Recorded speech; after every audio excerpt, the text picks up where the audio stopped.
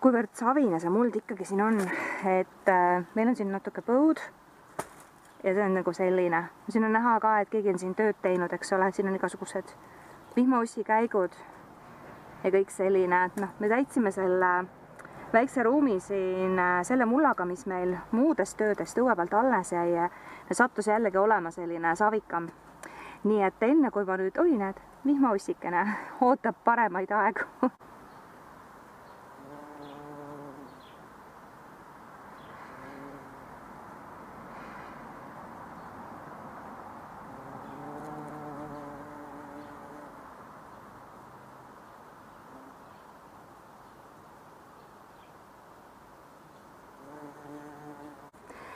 Kuna see muld on siin siis ikkagi läbivalt väga savikas, aga me tahame siia midagi sellist hästi mõnusat ja lopsakat ikkagi luua, siis palusin endale tuua hobusesõnnikut. Ja Tartus on täpselt niimoodi, et 2 päevaga tuuakse juba see kotikestega värava taha ja kahjuks neil ei olnud enam alles kõdunenud sõnnikut. Aga kuna hobusesõnnik on selline mahekraam, ja ta lõhn on ka selline pigem sõbralik, no ei ole selline, et võtaks silmast kohe vee välja, siis ma usun, et sellega saab, selle värskema kraamiga saab siin linnas ka hästi toimetada, kuigi me oleme siin üksteisele, kõik elame hästi lähestikku ja niimoodi, aga tõesti see lõhn ei ole nagu häiriv.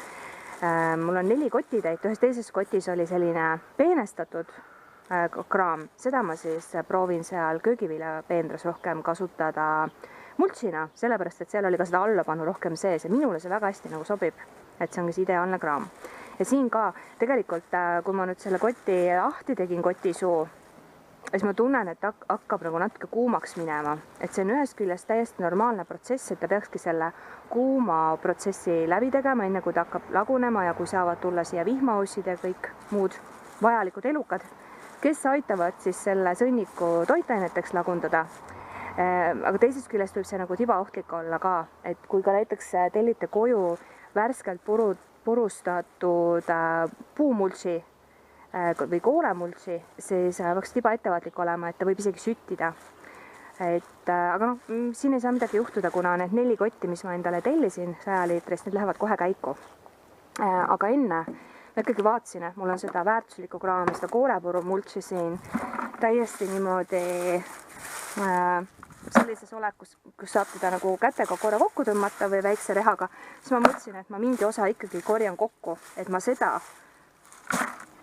siia mulda sisse ei kaeva. See on nagu miski ka, mis ma olen reaalselt poest ostnud, sest too hetk ei olnud mul mitte mingit muud multsimaterjali kodus. Nii et selle lahtisema ja kuivema ma korjan kokku ja pärast siis saan siia peale tagasi panna.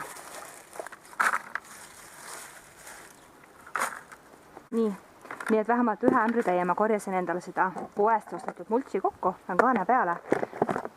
See gaas läheb niipidi paremini. Et seda saan siis hiljem kasutada, et uuesti mullapind ära katta. Et praegu siin on kõik nii imeline, kuna siin ei ole ühtegi juurumbrohtu. Ja mõned seemneumbrohud siin on, noh, vesiein loomulikult ja võilill. Aga nendega on ju lihtne, et tuleb lihtsalt nagu ära kõblada ja nad ei arene edasi ja ei tohi kindlasti lasta neil seemet teha. Ja see, et ta on mul selline umbrohu vaba peenar, aiamaa, jupikene, ja see, et ta on umbrohu vaba praegu on see, mida ma tahan ka kaitsta. Nii et ma nüüd õrnalt hakkan seda sõnnikut siia sisse segama. Ja ma proovin niimoodi toimetada, et ma seda lavendrit ja salveid väga ei häiri, sellepärast, et noh, nemad ei ole tegelikult need taimed, kes vajaksid seda rammusat materjali siia. See on rohkem siin nende vaarikate ja pirnipuu jaoks. Olgugi, et meil on hirmus põuane siin, meil mõne päeva eest sadas lausa tund aega vihma, siis noh, nüüd need savikamakad on nad läinud nagu pehmemaks. Nii et ma täiesti usun, et kui ma nüüd siin rahulikult toimetan, muidugi ma olen kõige palavama päeva jälle valinud, et siin aias tegutseda. Siin on mingisugused, tulbisipul, alati on üks, mis maha jääb, eks ole. Ja siin on siniliilesipuled, nemad näetan siia maha. Ja tead, ma olen kõige palavama päeva valinud siin majandamiseks, aga sellegi poolest ma arvan, et see on täiesti mõnus selline jõukohane toimetamine. Mul on siis praegu plaan mingi osa seda manti hästi õrnalt siia hoopiski sisse kaevata. Et palju õnne nendele kõikidele toredatele vihmaussidele ja muudele elukatele, kes on siin heas mõttes 9 ruutmeetrit vangis olnud. Teie toit on saabunud, nii et lõbusat toimetamist teile siin. Ma natukene aitan kaasa. Pigem tegelikult ma arvan, et pigem on see häirimine. Ma siin selle pealmise kihi läbi kaevan. Kaevamine on ja häirimine. Aga lihtsalt ma ei näe muud varianti, kuidas praegu seda sõnnikut siia saada. Selliselt, et see sõnnik ise ka oleks niiske ja et ta saaks lagunema hakata. Et hiljem siis saame äkki juba hästi kõdunenud materjali hakata siia lihtsalt peale panema koos mutsiga. Et ikkagi see elu siin ilusti jällegi saaks käima. Ja kui nüüd ikkagi vihma ei tule, siis ma arvan, et ma suunan oma kogutud vihmavee siia. Sest et kui see nüüd ikkagi läbi kuivab, siis mingisugusest lagunemisest me siin kindlasti rääkida ei saa. Nii, ongi juba 1 ruutmeeter tehtud. Ja kui ma siin praegu majandan ka, siis tegelikult ma ütlen, et see lõhn ei ole üldse hirmus. See on väga normaalne.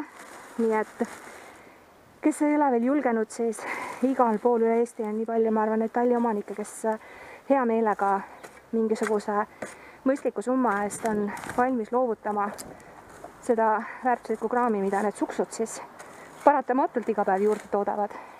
Et see on selles mõttes ka raha poolest mõistlikum lähenemine, kui osta poest väetist.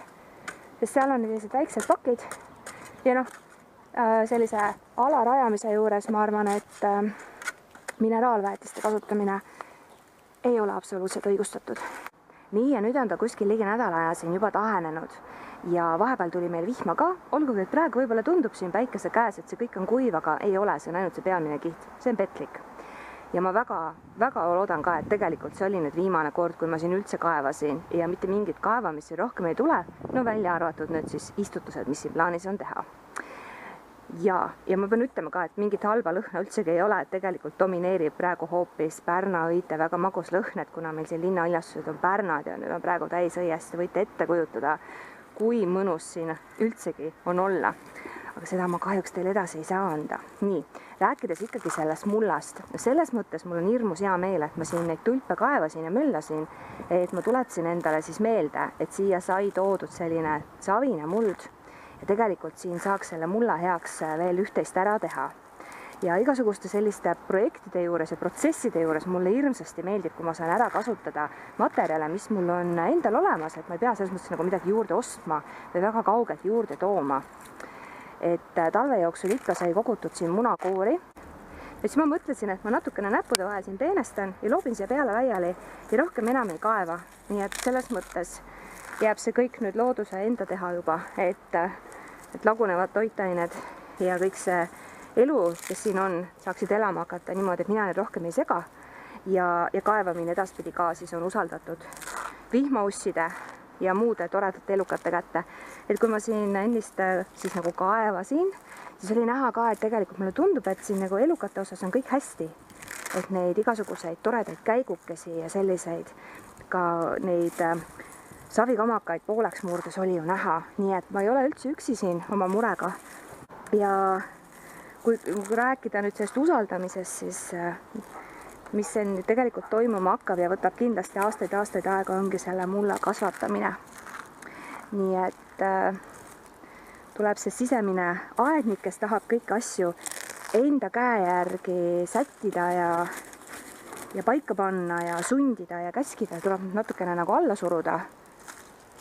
Kuulata, mida teistel targematel inimestel on rääkida ja siis ma tegelikult avastan ise ka, et mida ma veel siin linnaaias saan nendest permakultuuri erinevatest praktikatest kasutusele võtta. Munakoorte puhul veel see ka, et kuna savi pigem võib-olla kipub olema natukene happelisem, kui mõnele kultuurtaimele sobiks, et näiteks loogiliselt võttes see lavendel üldse ei tohiks ennast siin nii hästi tunda, nagu ta on ennast aastaid juba tundnud, siis munakoored peaksid siis ka aitama seda mulla happesust natukene alulisema poole tuua, et oleks siis nõrgalt happeline äkki. Kunagi võib-olla huvi pärast ka, siis võib-olla teeme ühe mõõtmise, vaatame, mis see pH siin teeb. nii et ma jätan nüüd selle lapikese jälle mõneks ajaks rahule ja järgmine töö, mis meil ongi, on siis kõige suurema taime, just selle pirnipuu paika istutamine ja teised tulevad siis omasoodu järgi.